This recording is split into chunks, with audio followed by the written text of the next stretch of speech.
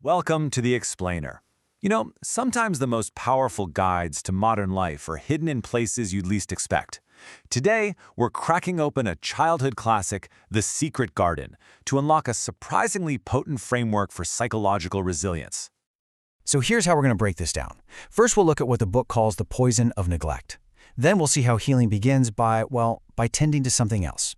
After that, we'll dive into the so-called magic of mindset. And we'll wrap it all up with 3 key takeaways you can actually use. All right, so let's start with our main character, Mary Lennox. And let's be totally honest, she is not a likable kid when we first meet her. I mean, the book flat out says she's the most disagreeable-looking child ever seen. She's sour, contrary, and deeply isolated. This is our starting point, a life that's just stuck. Okay, first up, the poison of neglect. We're going to see how this story shows that neglect isn't just about being lonely. It's about a kind of deep, internal stagnation, and the surprising way you break free from it. So Mary's childhood is wow. It's a textbook example of how neglect can create this really toxic, self-absorbed bubble. Her parents basically didn't want her. The servants did absolutely everything for her. Get this, she was literally forgotten when a cholera epidemic swept through her home. Think about that for a second. The result is a kid who has learned to be completely helpless. And even worse, she thinks that's how life is supposed to be. And you can see this incredible contrast between her two lives, right? In India, she's pampered, everything is done for her, and she's weak and listless. But then, bam, she's shipped off to Yorkshire. And instead of a servant who bows to her every whim, she gets Martha, a maid who's blunt, who challenges her. And that's the moment everything starts to change. This new, tougher world is exactly what forces her to get stronger. And this one line right here, it says it all. When Martha tells her to get dressed, Mary says her ayah always did it, that it was the custom. You see, she doesn't just think she can't do it, she thinks she shouldn't have to. Her own helplessness has become this weird kind of status symbol in her mind. It's a complete disconnect from reality. So here's the crucial point, and it's kind of counterintuitive. The cure for her neglect wasn't more comfort. It wasn't someone giving her a hug and telling her it would all be okay. Nope. The cure was Martha, the maid, basically looking at her and saying, "Yeah, I'm not impressed. Get dressed yourself." It was that shock to her system that finally started to wake her up. All right, so that jolt of reality leads us right into our next big idea, healing by tending.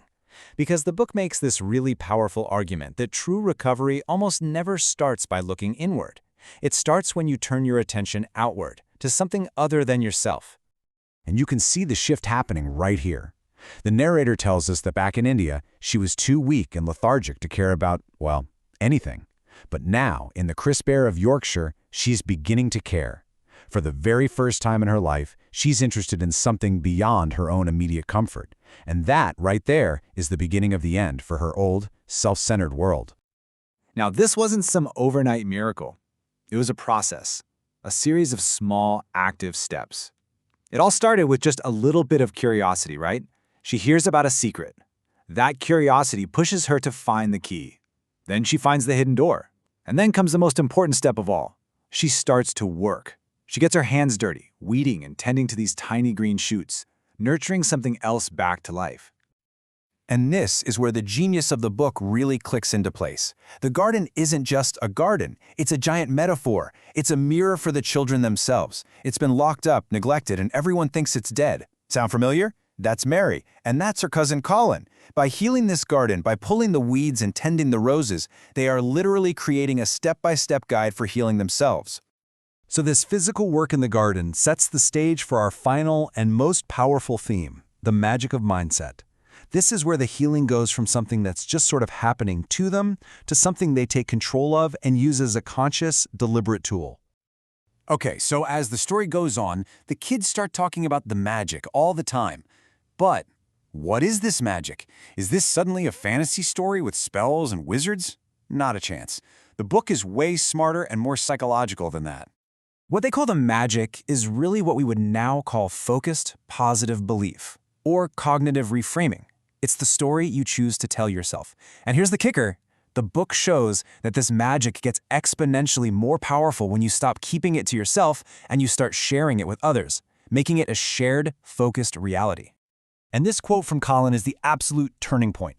Remember, this is a boy who has spent his entire life being told he's fragile, that he's going to die. But he gets into the garden, feels the sun on his face, and just belted out, "I shall get well." He is literally rewriting his own story, out loud. This isn't just wishful thinking. It's a conscious act of changing his entire reality.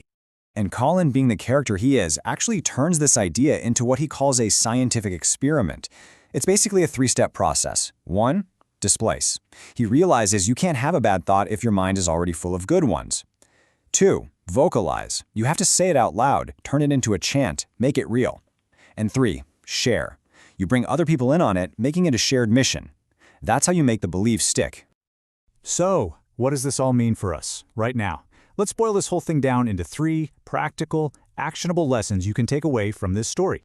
Here they are. First, reclaim a task. Just like Mary had to learn to dress herself, find one small, routine thing you let others do for you and just do it yourself. It builds that muscle of self-reliance. Second, adopt a living thing. Seriously, you don't need a whole secret garden. Just get a houseplant. The act of caring for something else forces your focus outward. And finally, craft a mantra. Find a negative thought you have on loop and, just like Colin, create a simple positive statement to say out loud to replace it. And that leaves us with one last thought. The enduring power of this book, I think, is the idea that every single one of us has a secret garden inside, a place of strength and resilience that might be neglected, locked away, maybe we even think it's dead. So the question is, what's your secret garden? And when are you going to go find the key?